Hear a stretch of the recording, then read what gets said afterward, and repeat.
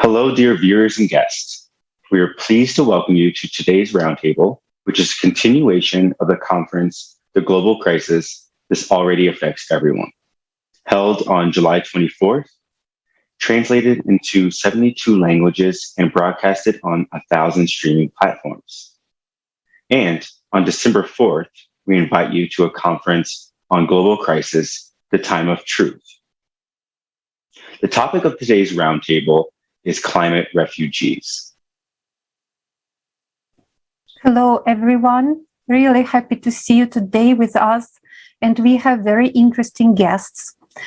I'm happy to introduce Ambassador Mbarek Afikouh from Morocco. He is the Vice President of Africa WPC World Peace Committee, Ambassador of Large International Human Rights Organization, Director of Arab and Islamic Studies, Member of Regional Commission for Human Rights in Morocco. Welcome, Ambassador. Also, we have with us Julia Carr. Julia is a specialist in law. She's a lawyer. Hello, Julia. Thank you for joining us today.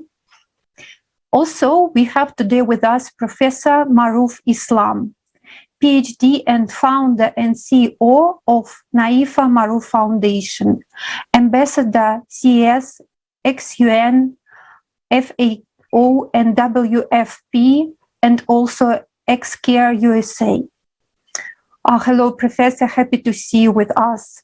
Also today, we have with us a guest from Belgium. It's Dr. Marc Louis Gizy. He's an author, philosopher, and PhD in theology.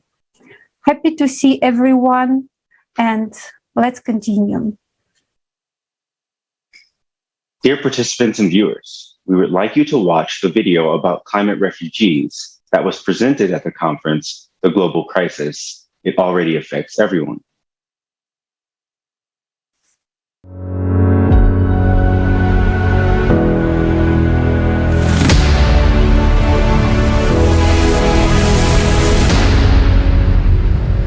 Have you ever thought that there might be circumstances when you will suddenly have to leave your home, your apartment, or your town? Leave forever. And the reason for this would be neither traveling nor vacation or a planned moving, but the necessity to survive.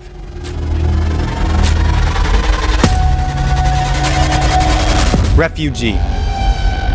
You have probably heard this word from the news. But have you ever thought that sooner or later you may become a refugee yourself? After all, climate disasters know no borders, social statuses, or schedules. In 2020 alone, 82.4 million people were forced to leave their homes. This is equal to the population of such countries as Germany or Turkey. This is more than the population of Great Britain or France. Refugees are people who are fleeing a deadly threat. But today, there is no place for them to run to. Their lives are exposed to danger and risk wherever they get to. Among them, there are millions of people, climate refugees, who have no protection of the law. Neither the Refugee Convention nor the international law oblige countries to accept climate refugees. On January 21st, 2020, the UN Human Rights Committee ruled that countries cannot send people back to their home country who have faced climate changes. It ruled, but actually rejected the world's first complaint filed by Loan Tessiota against New Zealand, which violated his right to life by being deported to his home country of Kiribati. After the deportation of Loan's family, one of his children suffered from a serious case of blood poisoning. Climate refugees are one of the most disenfranchised categories of people.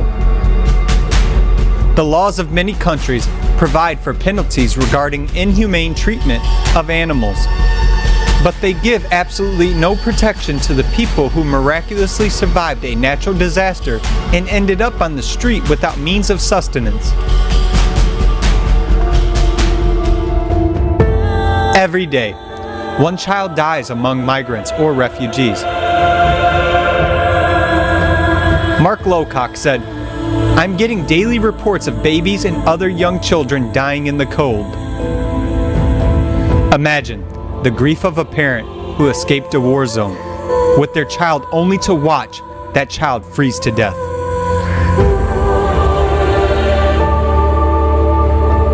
We build shelters for homeless animals, but we refuse to help people in need. Not only do we refuse to help these people, all kinds of violence against refugees are permitted.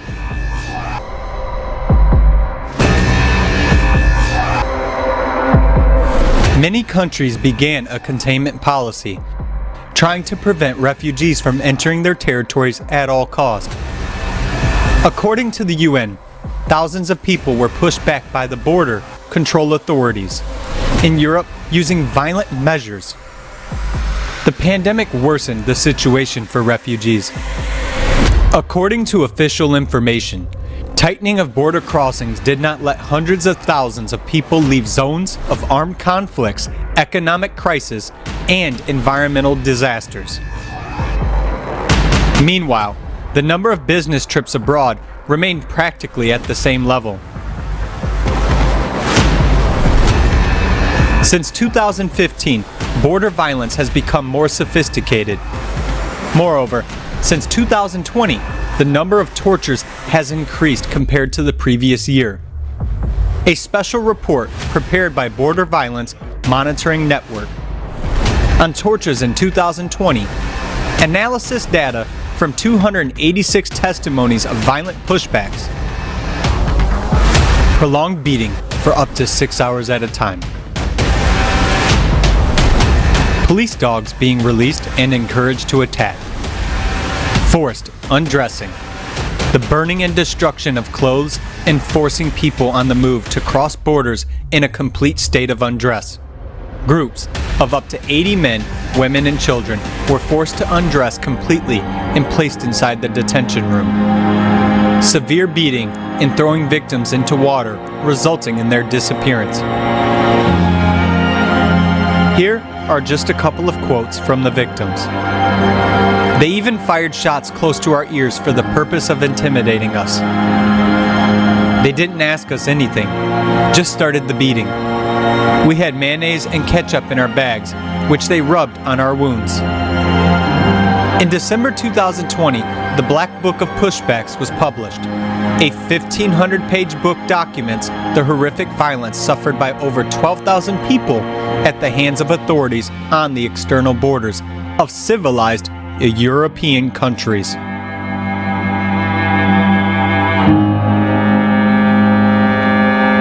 Oxfam International published a similar report in 2018. Police detain children as young as 12 in cells without water or food and removed SIM cards from their mobile phones. Changing their birth date on statements, illegitimately pushing them back across the border, cutting the soles off their shoes so they wouldn't try to come back.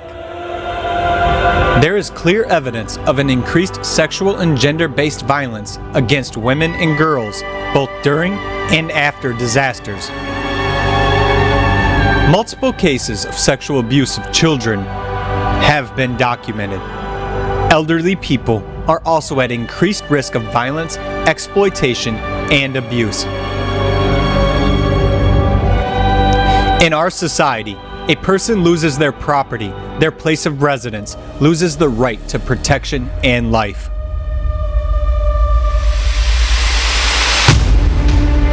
Refugee camps have appalling conditions.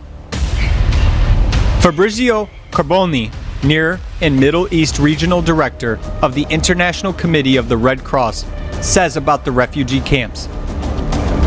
Tents plagued by rats, water sources contaminated by feces, and inhabitants suffering from tuberculosis, scabies, and post-traumatic stress. Hundreds of children, mostly boys, some as young as 12, are detained in adult prisons, places they simply do not belong. These are the realities of our consumer society we live in. Considering the trend of escalating climate disasters, are you sure disasters won't come to your home tomorrow? Are you prepared to be in those people's shoes? Or shall we change things together? Nobody values human life in a consumer society. But in the creative society, human life is of the highest value.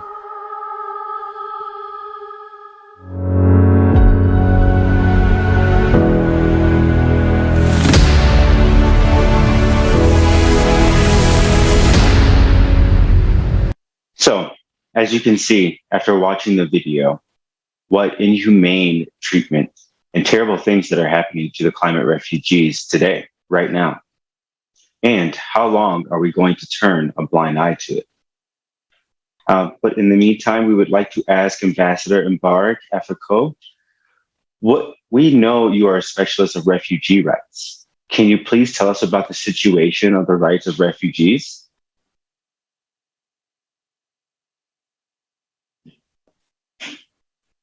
Bonsoir tout le monde. Je peux le dire en français ou en anglais. Good evening, everyone. Thank you very much. I will talk about the refugee in general since the beginning. Then. The term of refugee was first used in France in 1685.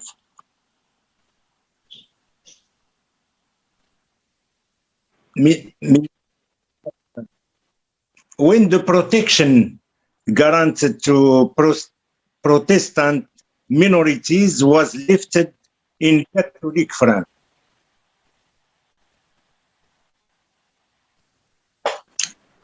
And about 1 million people sought asylum around the world.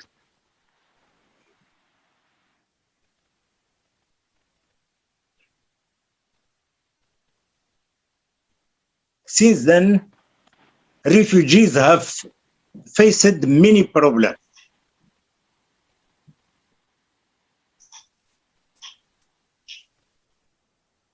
If you return back to the Universal Declaration of Human Rights adopted by the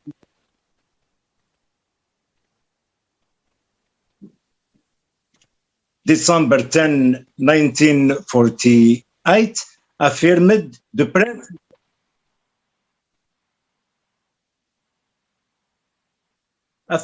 principle that all human beings enjoy fundamental rights.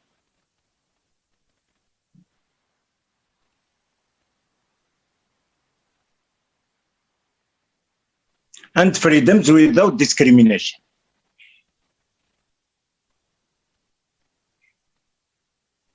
Now, the number of refugee and displaced persons in the world exceeded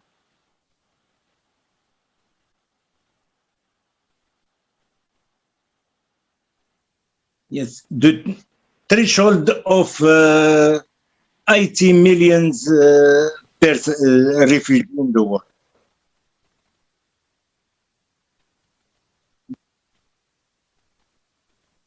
This number is in the middle of the 2020.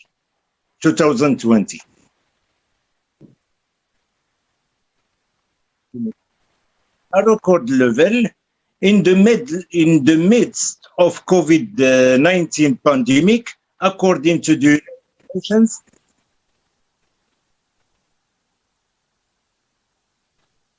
The United Nations High Commissioner for Refugee Filippo Grandi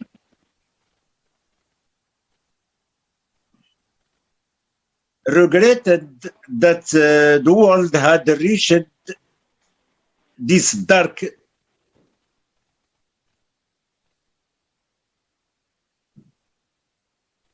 warning that the situation would worsen if world leaders war.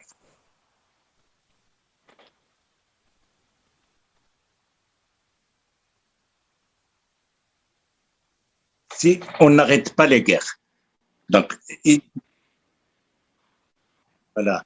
Then now we will return back that the principal source of the refugees is war. We must stop.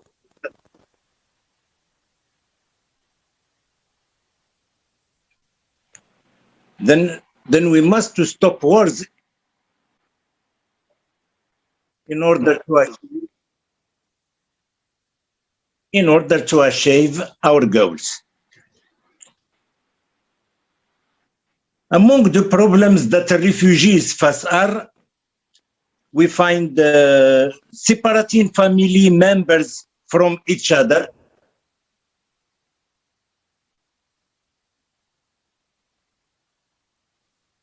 denial of access to asylum procedures,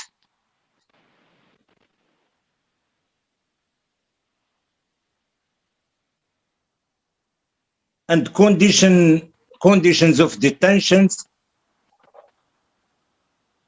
inadequate health care,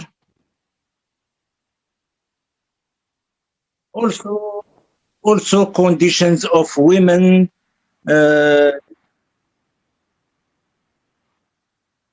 detained with their children pending trial detention of unaccompanied.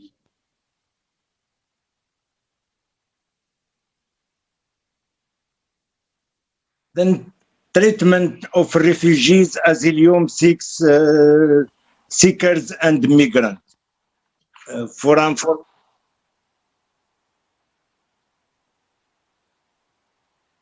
And at the end, we find that migrants risk of contracting non-communicable disease,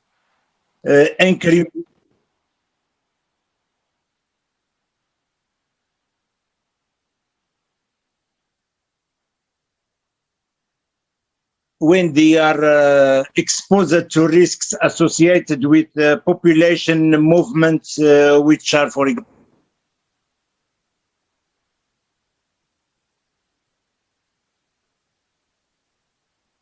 example, mental disorders,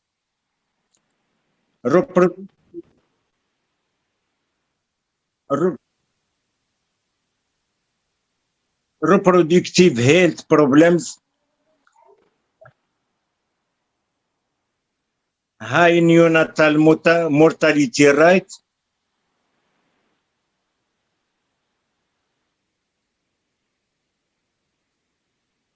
and take drugs,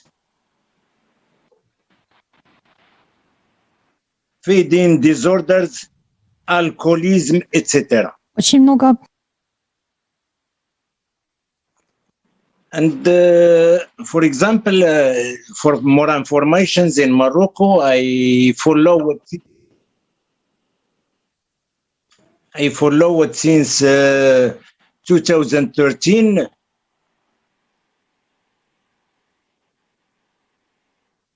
When Morocco has historically been a transit country, now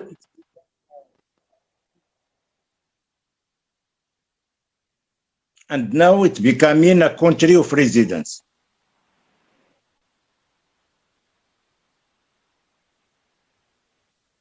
Then the refugees, 55% of whom come from Syria.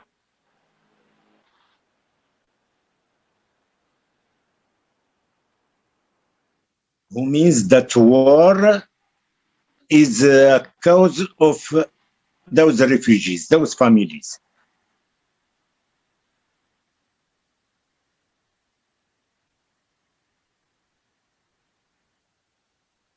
And the national policy for migration and asylum, which was adopted in Morocco in 2013.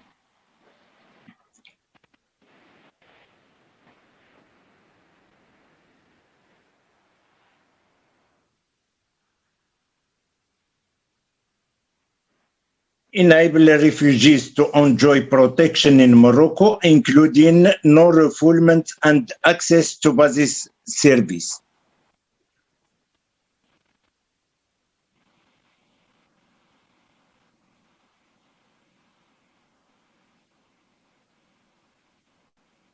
Such as education, healthcare, and employment, et l'emploi, and employment. However, there are still gaps in access to documentation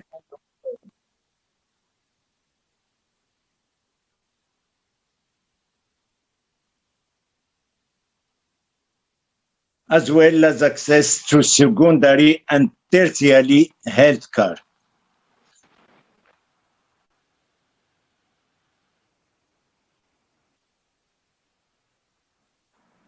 Due to the failure to include the refugees in the medical insurance system available to poor citizens.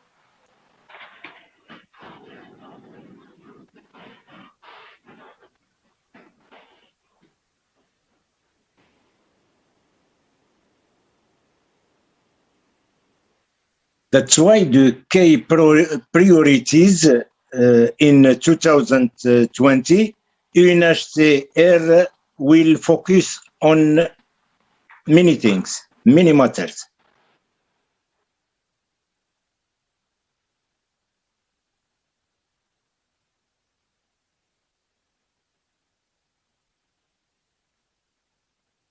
Supporting the government in establishing a national asylum system,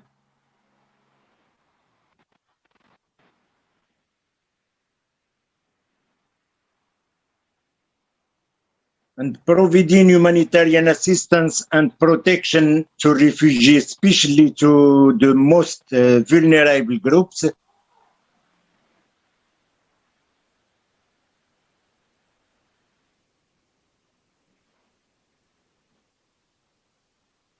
And implement the enduring solutions for refugees, which with a focus on local integration or third country treatment for the most vulnerable.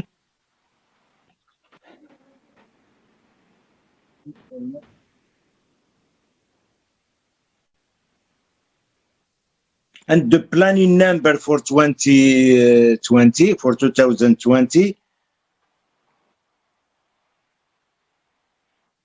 100% of children of primary school age will be enrolled in primary education.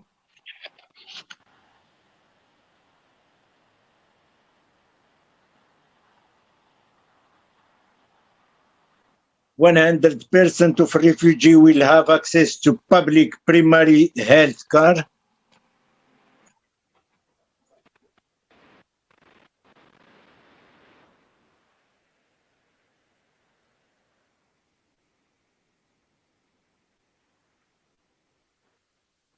And 12,275 of asylum seekers will be registered.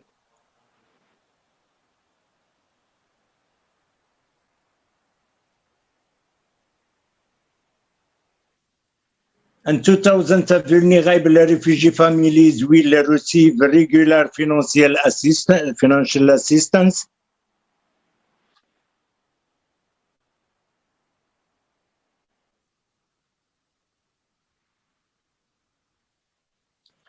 L'aide financier, and 500 refugees will be supported in setting up their own businesses.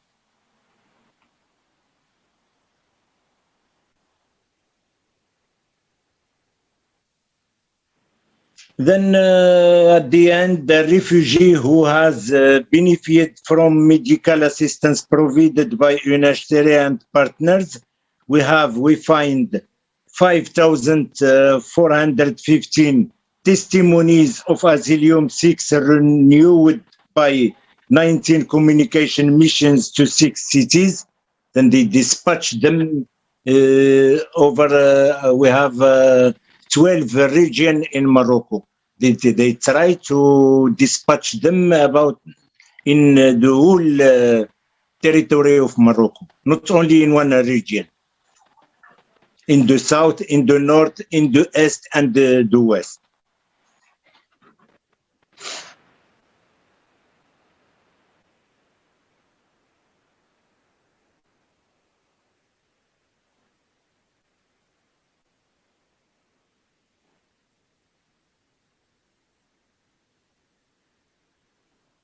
And 4,410 refugee child students received cash assistance for their education.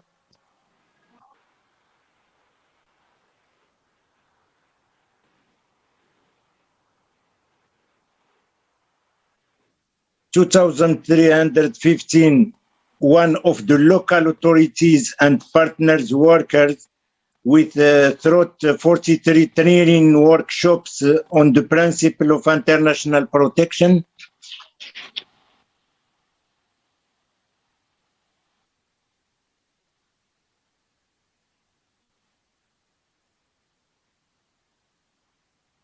And 6,016 persons with specific needs identified for referral and follow-up with partners, including unaccompanied children, women and the risk and the elderly.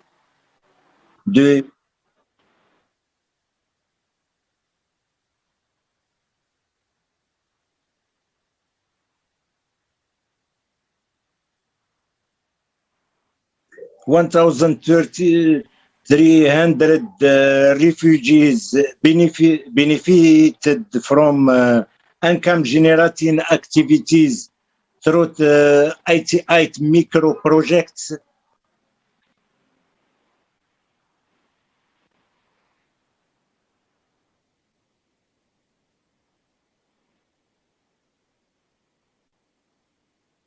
(120) also refugees got a job in the private sectors, and 13 people got practical training.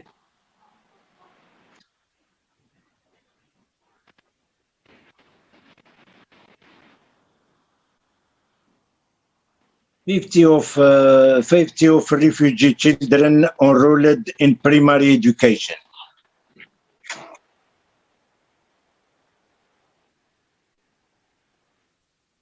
Personally, since 2013, I followed, because I am a member in National Council for Human Rights in my region, Casablanca, Stat, I followed the regulation of the situation of migrant and refugee. Here we try to, till now, in 2 phases, Morocco regulate 58,000 who had their card, their national card. They regulate their situation in Morocco, and they become a Moroccan.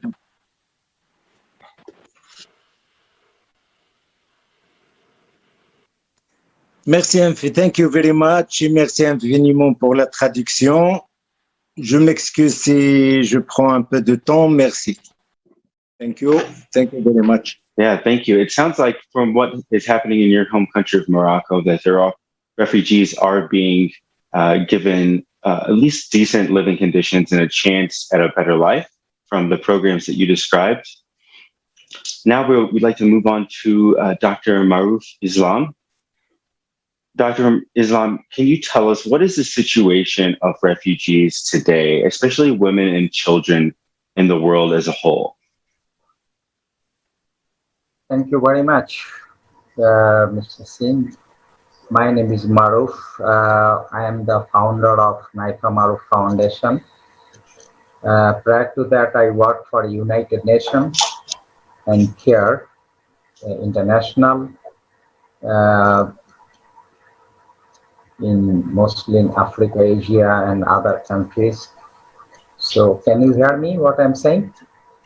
Yep, I can hear you. Yes. Absolutely. So, from my experience working as a humanitarian, first of all, I would like to thank you, Alatra TV, for this creative society, and I am the believer of 8 fundamental issues which we have, as well as I am the believer of these 3 steps. That's why I'm here today. And first of all, I would like to express my gratitude to the Alatra TV and the organizer and the volunteers all over the world to keeping us in this flow and opening eyes of us. Many of us, we do not know exactly what is happening around the world. So that is very important role playing by this Alatra TV, and that for that reason I am fully supportive. I believe it and I do it, and I am here today to express my gratitude that the people around the world, we have over 200 countries in the world and approximate 8 billion people. So these are the problem. All the troubles, all the crises, all the disasters are mainly 2 reasons, 2 major reasons. One is called natural disaster. Natural disaster is God gifted, such as we are happening right now. This today I have watched the CNN saying that the Alaska had in the USA had earthquake, 8 point something, huge devastating earthquake. Then also in Pennsylvania there was a cyclone, and in Turkey there is a fire, and many other countries in Canada and many other countries there is a fire everywhere. So the climate change within the natural disaster is making huge impact to our life. And the other cause is man-made disaster, which I refer as like war, conflict, like the war in Afghanistan, the war in Syria, the war in Libya, Iraq, wherever in the world. So these are the 2 major factors causing a problem for the people all over the world, mostly children. In my opinion, mostly children is the first line of victims, then women. The third group of victim, in my opinion, is the elderly people. I can explain you why this thing, why children came first in my mind, because I am an humanitarian. I like to work unitedly to combat this kind of crisis, and I am here to participate and share my expertise. Whenever any kind of disaster, either natural or man-made, the first line victim is the children, because they are small, they are helpless, they do not know what to do and what could be, and they are being exploited, they are being taken away for this, so they are the worst sufferer. The causing for them is like poverty, hunger, the health problem. No, they are deprived through the education and all those kind of things, which His Excellency the Ambassador was explaining the cases in Morocco, particular case. I can come with this particular case in Bangladesh right now. 1.1 million Rohingyas are there. So if it is a particular issue, that can be discussed, but I want to focus on globally. Global issues are making more trouble. So the point is here that the children are the first line victim in any kind of disaster by the climate or the man-made thing, which is the kin. Then the women, we consider that 8 billion people in the world. The half of them are girls and women. So they are the big factor for us in our development, in our society. So the point we are talking about, the creative society, united movement, we are human. We are human being. So some are getting more benefit. They are getting more kind of facilities, and some of the people are so much devastating, so much in pain, so much in difficult situation, which is really very painful as well as very disturbing to the humanity. So this is the main cause. So if we are considering this is the humanitarian approach, this is the creative society, this is the united movement for the humanity, equal rights for all of us, that would be really eye-opening for all of us. If we go to the regional way, I have been in Africa, in many countries. I work in Africa. I love those people. I love this African. But you can see the problem, they have their resources.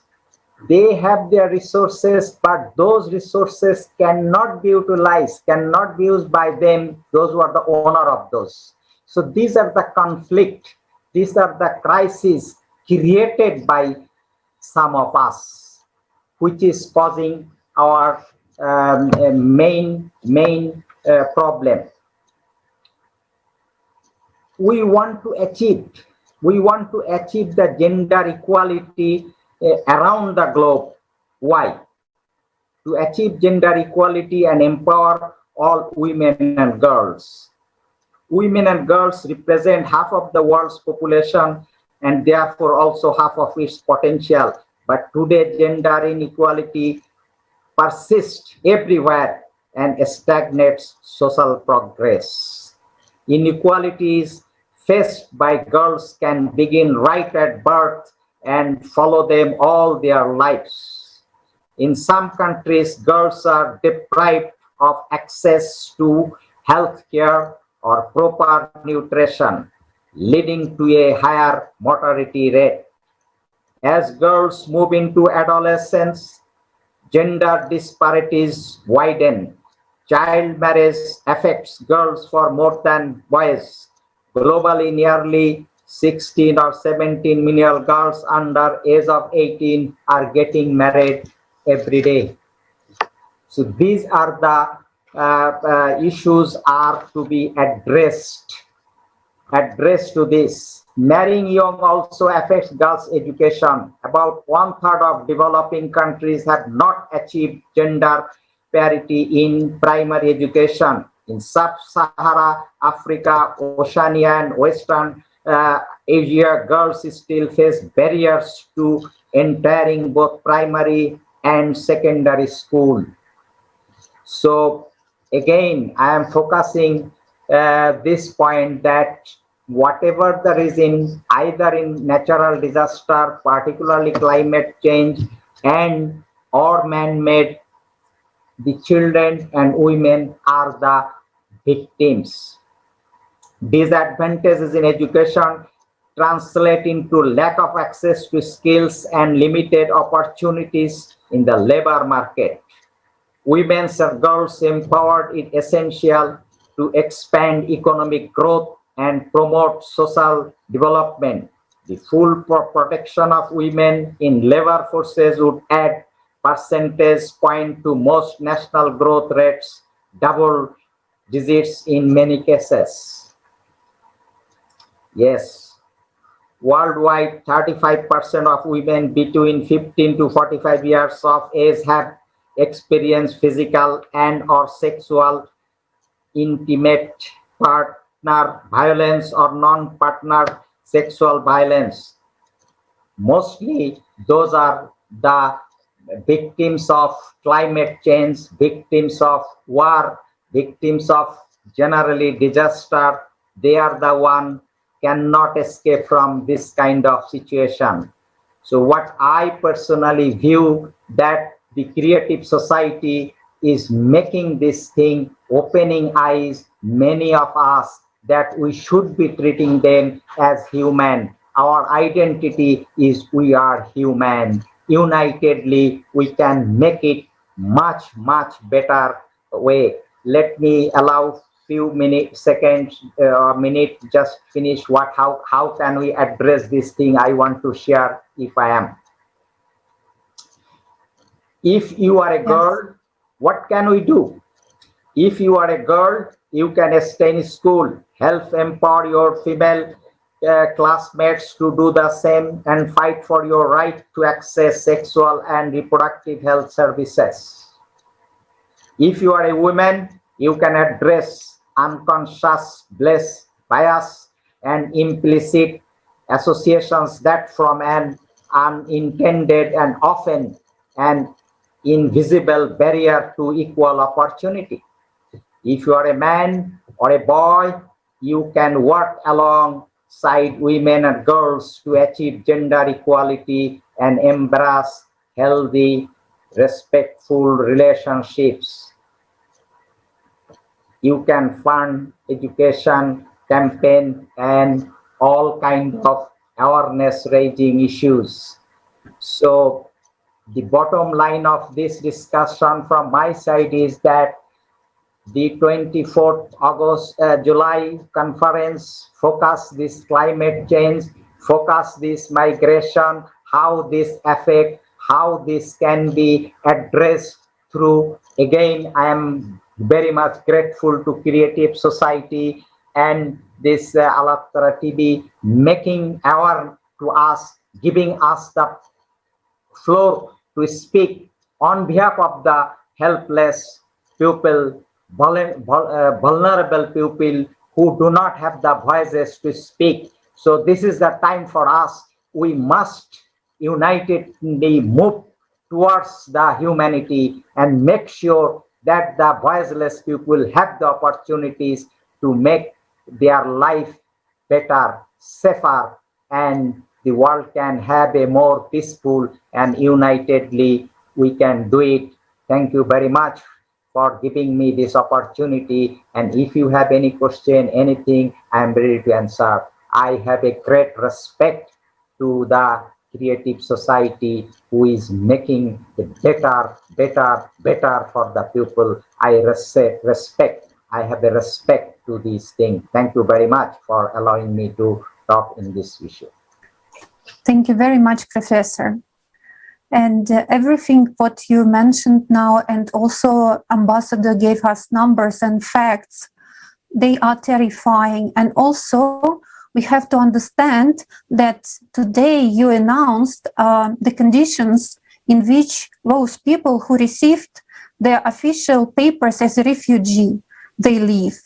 But living in Switzerland, I know how difficult it is for a human to receive these official papers as a refugee. And how many people cannot receive these, even though they already reached the borders? There is a huge bureaucracy procedure. And to get the status of a refugee is already a big step for these poor people. But how many people disappear? How many people suffer because they don't get even this minimal refugee status? And also then Ambassador was talking about the conditions they live in. I understood that refugees, they don't have rights. That's why people, they eager to help them. They try to help. They create organizations. They voice these problems because basically their rights are violated. Their normal human rights are violated. We can think that in the conditions, if a person becomes a refugee, it should get even more help, even more attention from the society, but not in our consumeristic format of the society. In our consumeristic format of the society, help is mostly on paper. This is why I absolutely agree with you, Professor, that creative society is a solution. And you appeal to girls, women, and boys living in refugee camps to protect themselves. It's actually the fact that we need that creative ideology, which is one of the foundations of the creative society, so that we grow up in respect to each other and we cultivate respect since childhood. So thank you so much for addressing this to us, dear Ambassador, dear Professor.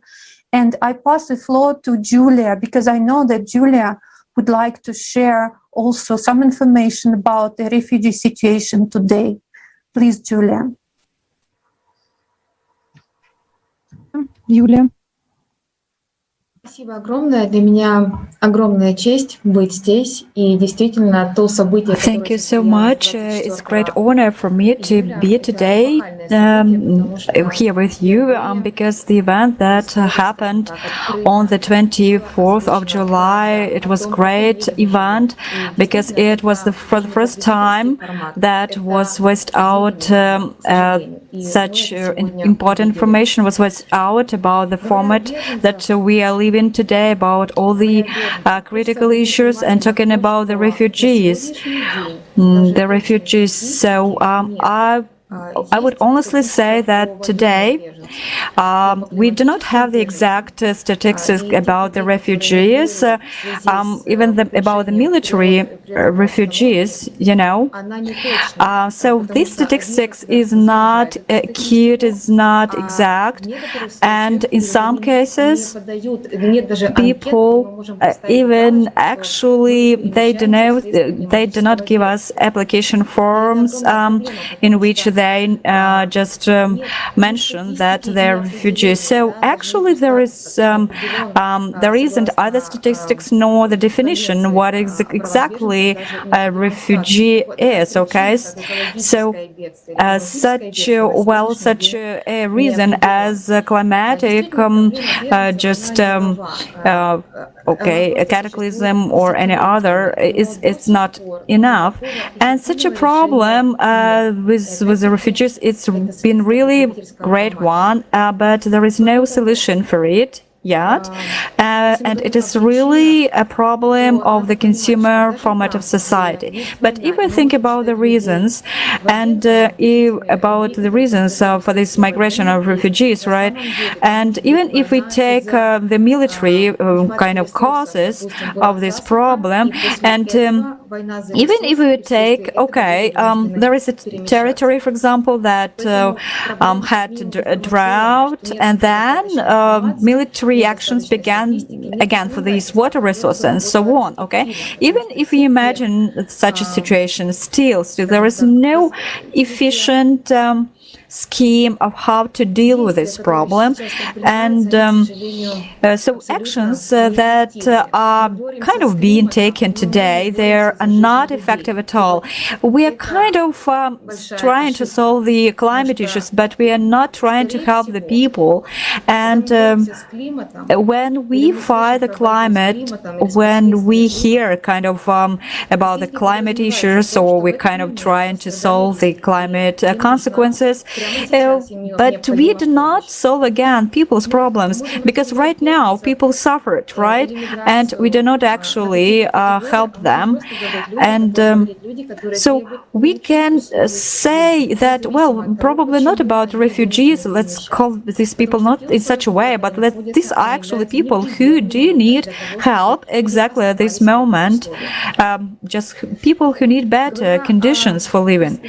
And talking about the perspectives, according to the report of the inner movement of people, there is such information that even today there are still more people who are migrating, and then, for example, in comparison with the previous years.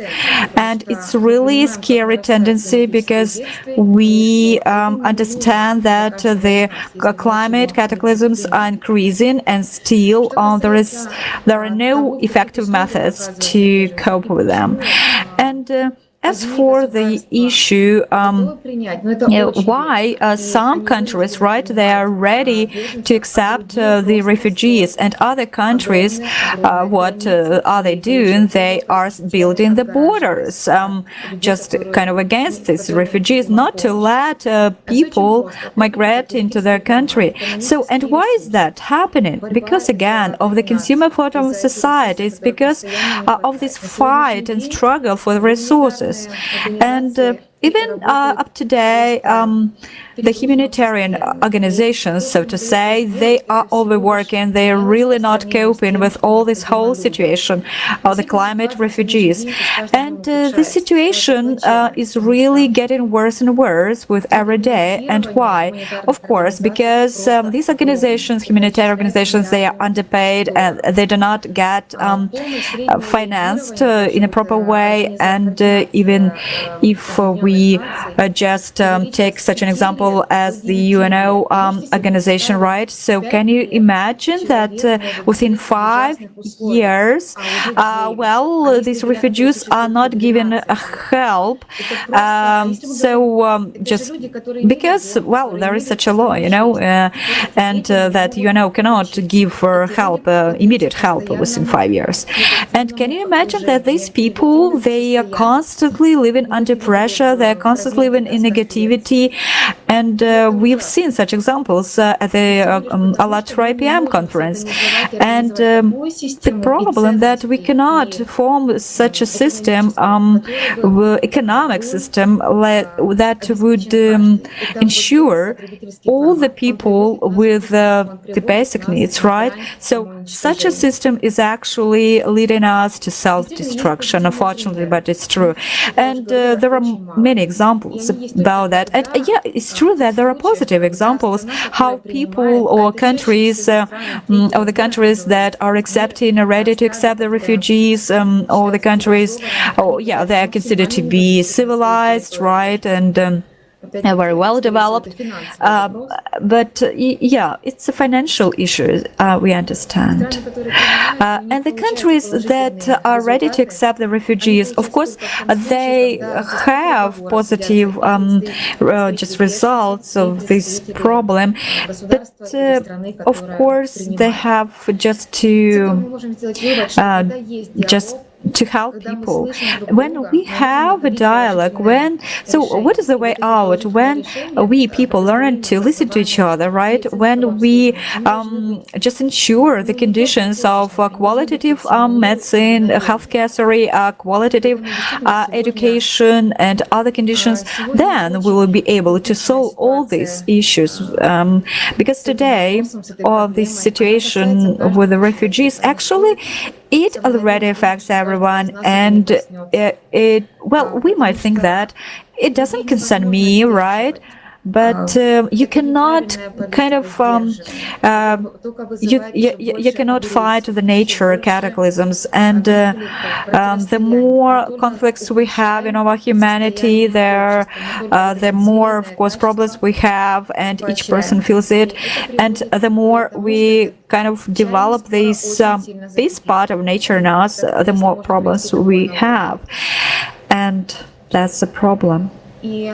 And also, it is already happening all over the world, and the impending cataclysms all over the world that we are facing today, and even in those countries which haven't expected those cataclysms to come to their country, we must understand that the only way out, in order for each of us not to be in such situation, so each of us not to be to be floating in a boat without food and water. So we should get united already today. We should make steps, first of all, to spread this information, to speak the truth to all the people, to all your acquaintances, to each person.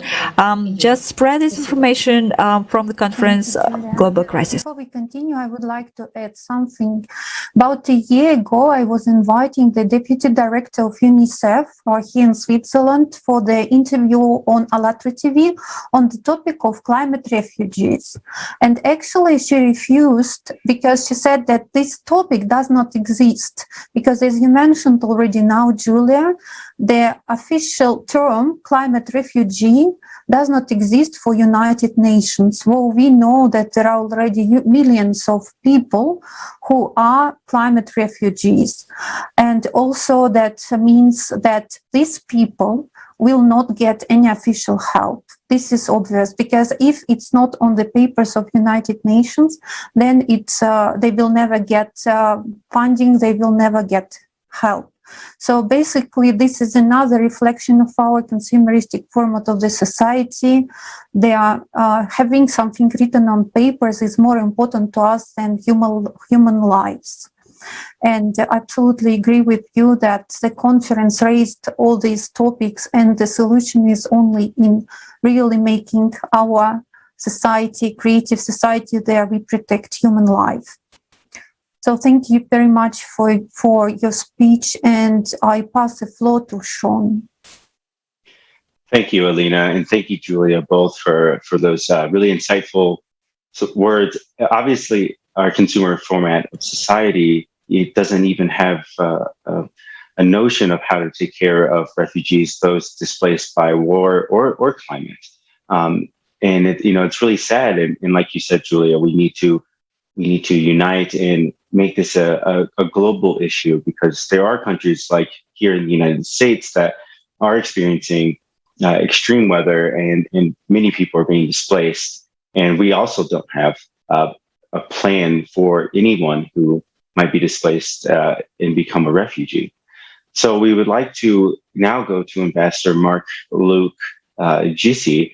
And I'd like to ask you, can one country handle the refugee problem economically and politically in the context of a global relocation of people due to global climate change?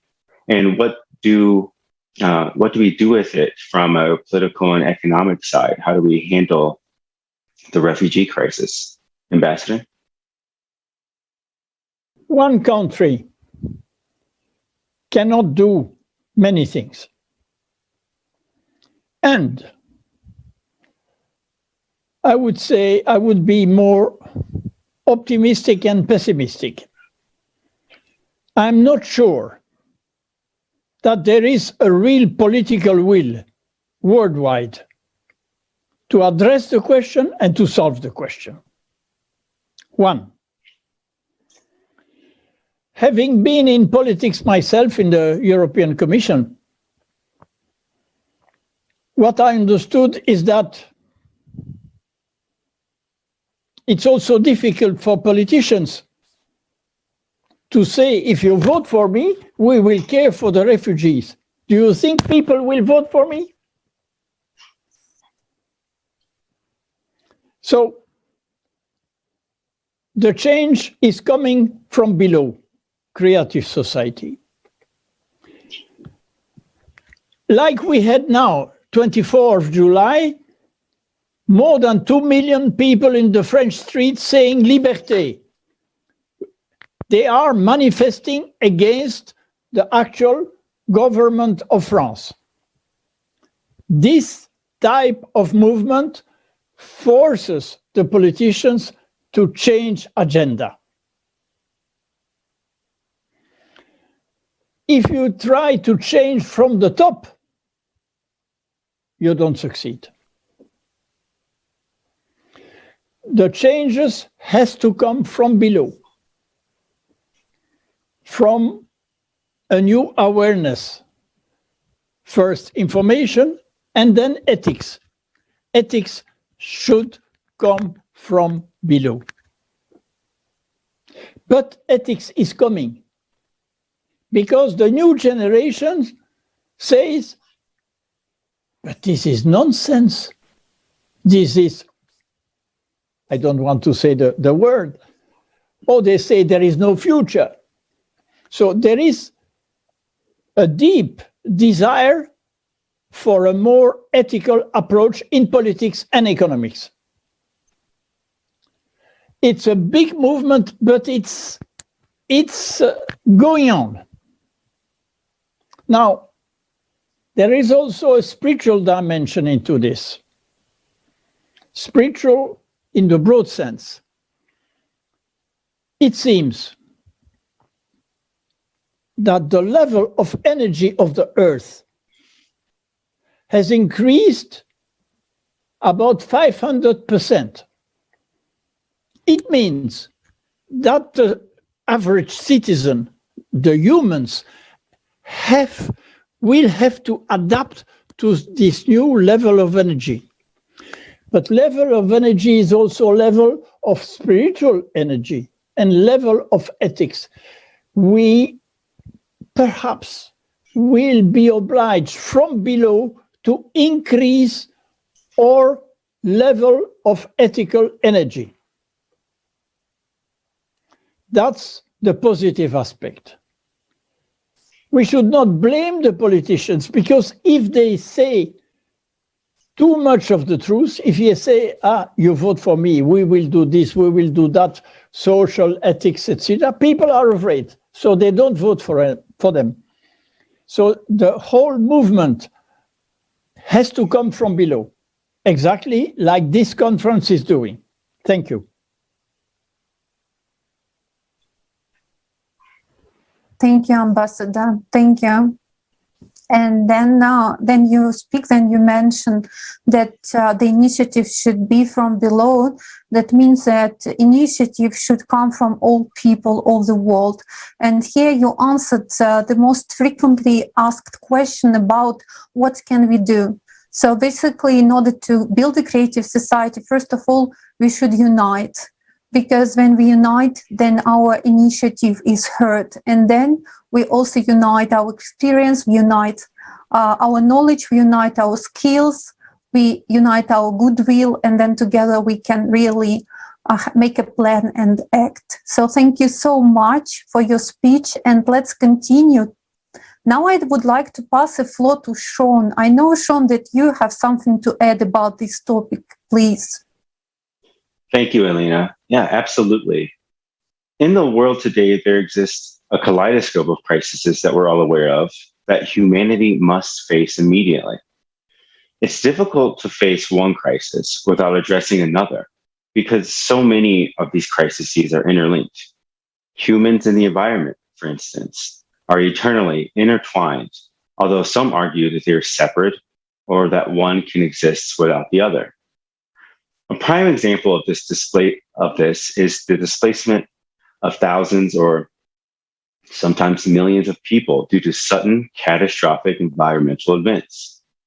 Over the past 15 years, we have witnessed the increasing devastation of climate catastrophes, both home and abroad, and its often irreversible effect on the human population that is directly affected by it. In Haiti in 2010, was devastated by a 7.0 magnitude earthquake, which they are still trying to recover from physically and culturally, the infrastructure that was just destroyed as a result of that earthquake. As we all remember, in 2004, 230,000 people died as a result of an earthquake that turned into a tsunami in the Indian Ocean, making it one of the deadliest disasters in modern history. This global challenge has and will continue to create a multitude of critical issues that humanity must confront, including large-scale human migration due to resource scarcity, increased frequency of extreme weather events, and other factors. Increased competition for food, water, and other resources as well as the increased frequency and severity of disease outbreaks. All of these challenges are serious, and all of them are intertwined. But the scope and scale of human migration due to climate change will test the limits of national and global governance, as well as international cooperation. In 2018, the World Bank estimated that Latin America, Sub-Saharan Africa, and Southeast Asia will generate 143 million more climate refugees by 2050. if we get there. In 2017, 68.5 million people were forcibly displaced, more than at any point in human history. But as we see now, those numbers continue to increase. Approximately 1/3, or 22.5 million people, were forced to move by sudden onset of weather events like flooding, forest fires after extended droughts, and intense storms. And these events are now increasing in the Western nations of Europe and the United States, as we mentioned. As of today, neither multilateral strategy nor a legal framework exists to account for climate change as a driver of migration. It's mostly just war and other conflict. Whether in terms of limited access to clean water, food scarcity, agricultural degradation, or violent conflict, climate change will intensify these challenges and be a significant push factor in human migration patterns. As climate patterns continue to worsen and severe weather events prompt an increase in human mobility, people who choose to move will do so with little legal protection. There's no legally binding agreements obliging countries to support climate migrants. Whereas, while climate migrants who flee terrible conditions due to climate events may resemble refugees in our eyes, the legal protections afforded to refugees do not extend to them. As of today, there are 20.4 million officially designated refugees under the protection of the United Nations High Commission for Refugees, or the UNHCR. And there are also 21.5 million people who flee their homes because of sudden onset of weather hazards every year. So if we combine these numbers, it's nearly double than what is officially recognized by the UNHCR. And they have refused to grant these people refugee status, instead designating them as environment migrants. As their numbers grow, it will become increasingly difficult for the international community to ignore this challenge. Before it's too late, humanity must not only address the ongoing worsening climate crisis by addressing inequalities in infrastructure and preparedness across the globe, but we also must address how we will help those who have been displaced from their homes due to sudden severe weather events. It's not enough to simply designate these people as refugees. They're people like you and me. There must be actionable steps to help these people continue their lives, as we've seen from Dr. Mubarak in Morocco, and live in dignity because they are humans and they deserve that. The time is now. We must act as a creative society, as one humanity, as a human race, to protect each other from these events, as we know they will continue to happen. Thank you. Thank you, Sean. You're absolutely right. Thank you, dear guests. Thank you for your answers. And yes, the issues that have been raised today are very acute, and they cannot be but really a concern for everyone. And of course, we need to understand their causes in order to successfully overcome this crisis. So now we suggest to listen to Theo Simmons, the Director of FinTech Operations at Order Global. He's of origin, living in the Netherlands and working as a consultant for Switzerland. And he especially sent his message to the conference Global Crisis. It already concerns everyone. And it is about how everyone has recorded his video message to people all over the world.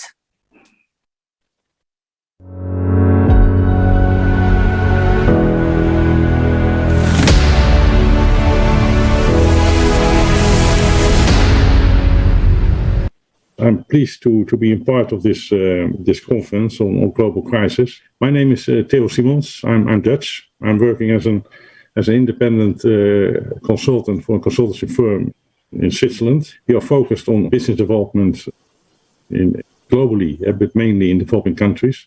In the situation that we as humans, we cannot comply for the climate change, and we are not doing everything we can. But imagine if in the whole continent will be, let's say, not working anymore. Disasters there. So it means that people will escape the country, migration. And we all know what happened 6-7 years ago, immigrants from the war, what kind of problems that caused. Imagine when a whole continent cannot survive there, then it is not only the people, but it is also food supply, water supply. But in that black scenario, if they have escaped, you get war. We should work globally on it. And because you cannot imagine what the impact will be. That is not only the loss of a lot of people, but you get a war. You get an economic disaster because other continents cannot feed if millions of people are coming in. That is a scenario you have always looked to future and what can happen. But I think we have to put our efforts to, let's go for climate change and let's do what we can as global people to survive. Because it is a real risk. If you see now what is going on in the world, we have this social problems, we have the pandemic, we have this climate. Everything what we're doing is a solution for short term. You solve a problem. What is on the table now? But nothing changed because in 2 years' time another COVID will come and we have the same problem because it is. So I think it is maybe the right time because this problem is not only in one part of the world, it is now in global, let's say we have all the same problems. So maybe now it is the right time to be united, but it is also a challenge because you should be united globally. That is the only way to start it, because it is clear that we have to change something. Otherwise, we have to make choices, and maybe far-reaching consequences for politics or whatever. But we have to do something. I really believe that there should be initiative, and let's say your conference could be the starting point. Let's say unite people all over the globe, and then it will work. At least it will start.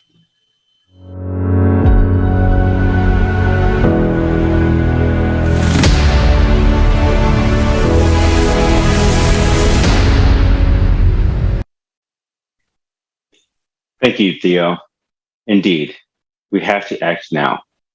Like Ambassador GC and our other panelists have mentioned, the change has to come from the bottom, from people.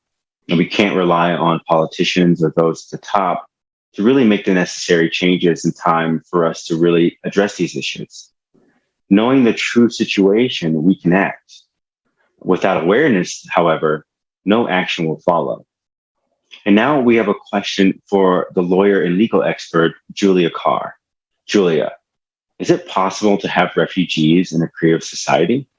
Is such a concept as a refugee even possible in a society where human life comes first?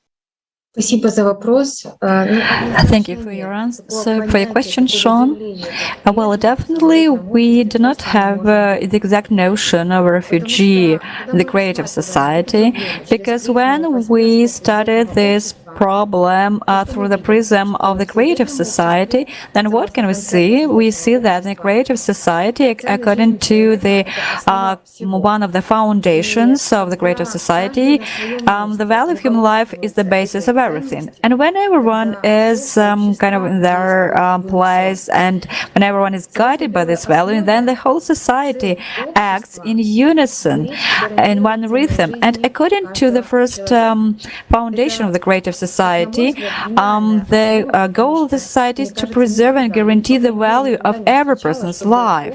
And in my opinion, it is just great foundation, because as far as I know, what can be better if the whole society just states these concepts on the first place.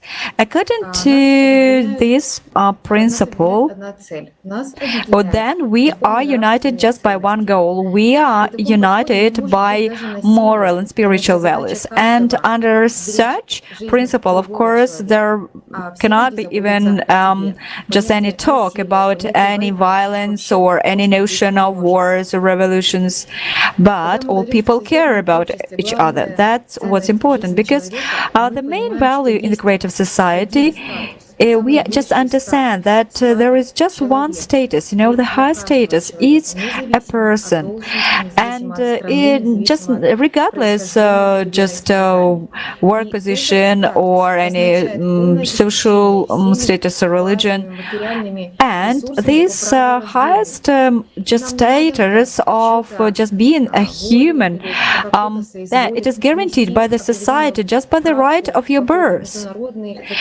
And we just even we don't need even any documents or sort of any other I don't know programs that should state that we are just human. It's all natural. We are born as humans, and we must understand that technologies, they should develop and serve only for the benefit of all the people. And so these high technologies, they should be able to just ensure the safety of people, to carry out the evacuation, for example, in beforehand, or to inform people that something, any cataclysm is impending. And just without, if we do not have this basis, if we do not have this true information, then if people do not understand that they have the rights to make decisions, then, so first of all, people should get the information and just from this kind of technologies, and not just wait for the politicians whom just that they should tell us about the impending cataclysms. And the creative society, we would have the servers, all just global safety servers, right? That would handle different emergency situations. It is just one structure. I understand that these global servers just to help people, and it would be just one structure that would be acting much more efficiently and faster than different organizations do today. And this structure would solve any issues as relocation of people or any just other ensuring any living conditions for people, and not, of course, that people would be waiting for the help from the governments for years. And when we are just guided by one goal, when we have the resources, right, and we guarantee the life to each person, and the resources should be distributed equally and fairly, so that every person would have the decent life. And in this case, of course, this notion of refugee, it would disappear, because all the people are just important. Thank you very much, Julia. That's absolutely obvious that the concept of creative society is created for every human being without an exception. And I would like also to ask the opinion of Professor Marouf Islam. Professor Marouf, can you please tell us your opinion on value of human life? And according to you, could you say that creative society is now the only way to provide everyone on the planet, not only with decent, but also with comfortable and prosperous living conditions? Thank you very much, Ms. Alina, giving me an opportunity to talk about it, as I love this global crisis conference, because it is very important for humanity and for the human. The issue is here, we are raising here the resources. You see, there is a resources are available around the world, around the globe, but it is not equally distributed. That's the problem, the economical problem. Like, if we, each of us, can have the economic growth, in a manner that we can afford ourselves to manage ourselves, then there is no need. If we can go refer to this, the news, very recently we have been seeing that many people, including Bangladeshi people, mostly in African people, they are traveling from either Libya or the Tunisia in the sea, Mediterranean Sea, and traveling to the Italy or European countries to have a better life. So this is the issue we need to address in a manner that people have the minimum level of their accessibility to the resources. So that is the main point, because the creative society is trying to open eyes. Many of the people who do not and did not have this kind of idea, and they are trying to make the people aware of it and making sure. One of the point I would like to focus here, that this program can be much more larger scale if we go for more partnership with the united force, like the same mentality, the way we are thinking for the human being, because the treatment of the human being should be equal, whatever the color, whatever the race, whatever the reason they are born, doesn't matter. This is a fundamental rights of the human. Like usually we see, regardless of where you live in, we are human being. So we have equal rights to have the access to the resources.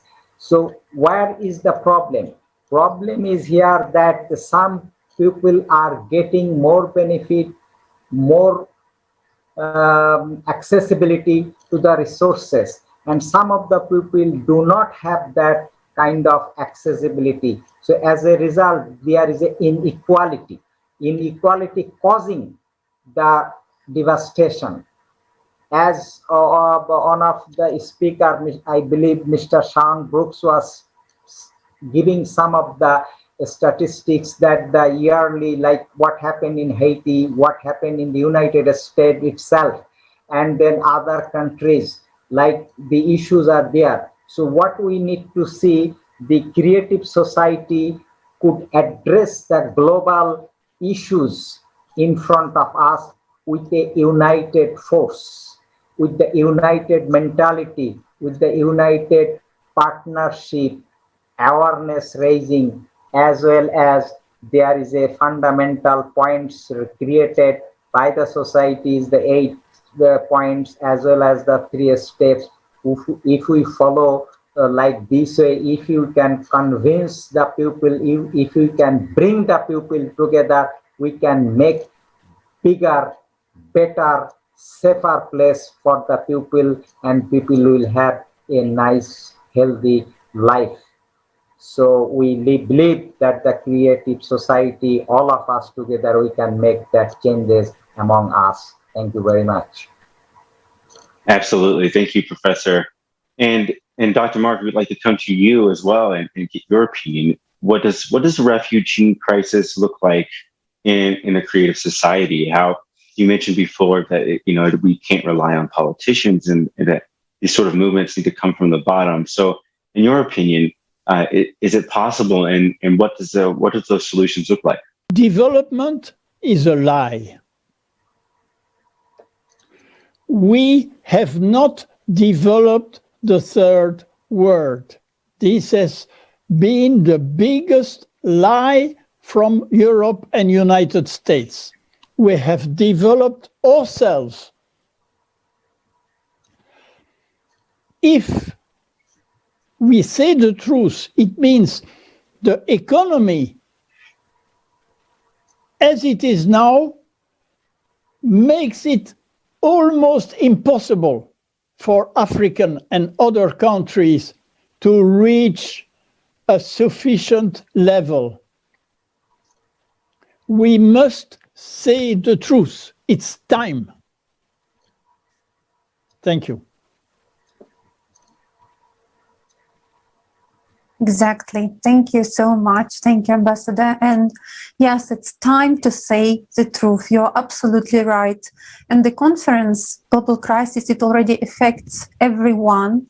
This is the event, the people were telling the truth. And it was shocking for majority of viewers because the facts which were given, nobody expected they exist in our life, especially the conditions there, how refugees are living, are existing, I would even say, what is happening to the climate, how our society is developing technologically, the development of AI, how it can influence our life and how it can influence the labor market as well. So these are all true facts which are mind-changing. And also we talked a lot about the creative society format of the society. Their human life is more valuable than anything else. There is no higher value than human life in creative society. And in the creative society, we will be actually proactive to prevent having refugees, and we will create such conditions that people can live good, decent, prosperous, comfortable life, even if they have to be displaced by a disaster. So I would like to ask a question. In your opinion, what steps need to be taken so that we as humanity can be prepared for such events and prevent deaths of people, needless loss of life or suffering of people? Dear Ambassador Mabarik Afikov, the floor is yours.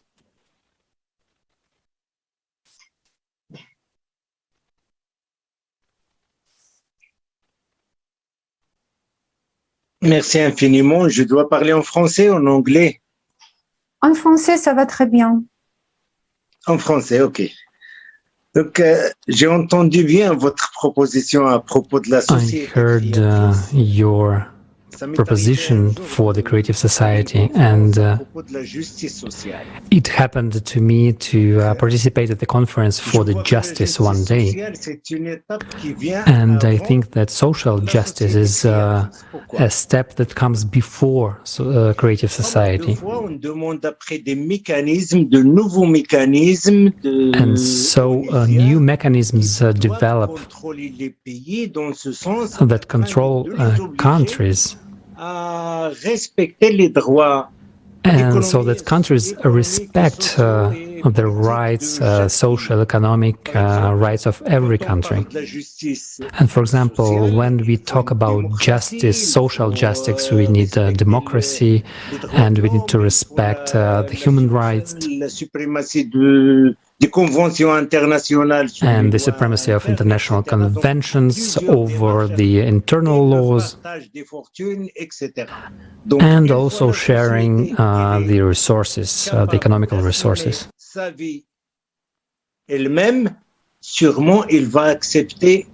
And a person who can assume he can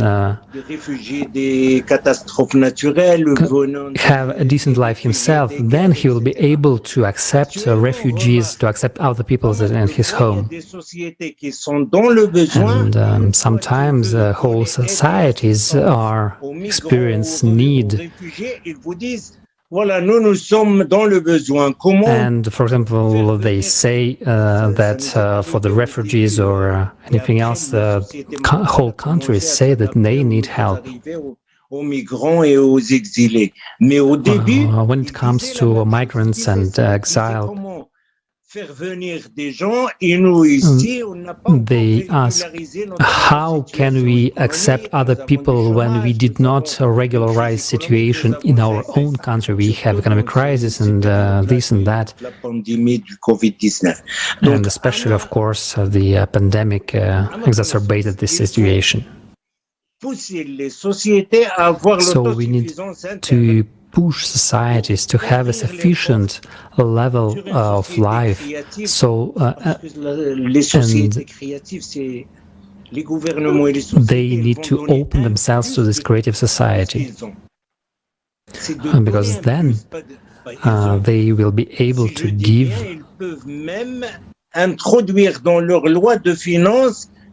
So societies need to allocate budget for creative society, for refugees, for people who will come within 2 or 3 years from now. And it's a very great idea. Of course, we seek equilibrium. And I can also tell that refugees, those also climatic refugees, because they are pushed to flee by force majeure. And for example, we can distinguish that refugees, the war refugees, they are those who are being pushed out by manipulation, by human manipulation.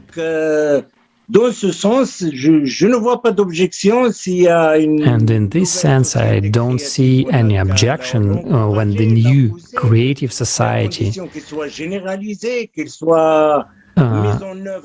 it has to be implemented by every country.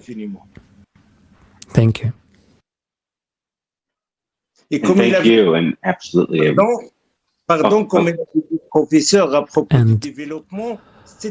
one more thing regarding development, these allies. We cannot talk about development when some countries take over the resources of another country. We need to stop elaborating politics. We need to develop politics of sharing. But wars and the conflicts, we need to stop this, because this is the root of the problem. Absolutely. It's going to take a global effort, indeed, for all countries, developed or undeveloped, to tackle this, not only the climate crisis, but the climate refugee crisis as well. As Dr. Mark put it, we need to not live under the illusion that that underdeveloped countries are able to tackle these issues and that they're developed, because indeed, as we've seen, that they do not have the capacity.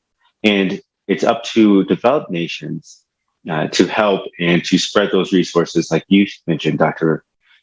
Ambassador Mbarak, to spread resources and spread not just hope, but actual tangible budgets and monetary goals to help develop countries' infrastructure. So if climate events do happen, they are better able to handle those situations. We are all responsible, however, for what happens in our society. Again, we talk about budgets and we talk about major governments and things like that, but it all really comes down to each person. We can organize ourselves and organize different programs to mitigate these issues, to mitigate the climate refugee crisis. But in order for everyone's life to be valued and for conditions to be decent, we need to unite in a common goal, to build a creative society. That's what we mean by creative society, united under one goal so that we can creatively handle the many crises that we face today. This is the only way out. The only way is in the creative society, separated. When we say that our country is better than another, or we are better than other people, there's no way that we can tackle these issues. In order to have a chance to succeed in the very, very near future, we need to unite under a common goal, and that's the creative society. Absolutely. Yes, and also in order to unite under that goal, we also should be aware of what is happening in our world. This is why it's important to talk about the truth, what is happening to the crisis, what is happening to the economics, what is happening to the technological development of our society. Because when we know what is our future, then, as you mentioned now, we can act really. That's why we advocate for creative society, and we organize these conferences and roundtables. We are all volunteers. All our conferences are interpreted into 72 languages. The last not all, but the last conference was interpreted into 72 languages of simultaneous translation.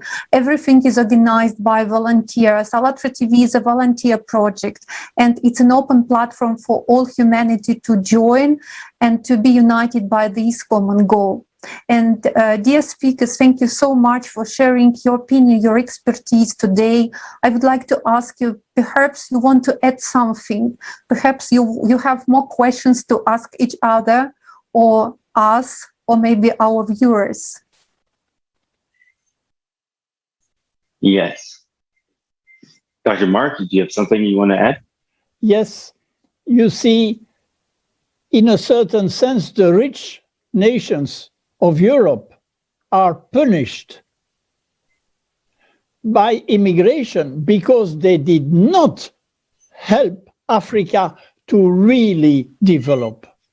We receive the negative feedback of our stupidity. It's a very good point. Thank you.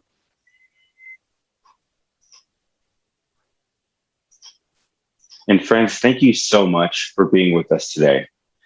It's not only important to know this information, it's another huge issue to share the information that you've heard today. We all see it on the news. We all hear about the climate catastrophes and what that does to people. But now is the time to act and to share the information with each other, with your, even if you need to, your political representatives, and start to act and start to think of ways that we can tackle this issue together. Our next conference will be Global Crisis, the Time of Truth, and that will be held on December 4th of this year, 2021. And we encourage everyone to watch and be a part of that conference if possible. Again, thank you everyone, all of our participants, all of our speakers today. We really appreciate it. And we hope everyone has a good day. Thank you. Thank you, everyone. And dear viewers, if you would like to ask us questions or leave comments, please don't hesitate. Leave them below this video and we will answer them as soon as possible, maybe in our next roundtables. Thank you for being with us today. Thank you for your passion, your attention, and thank you for building creative society together. Bye, everyone.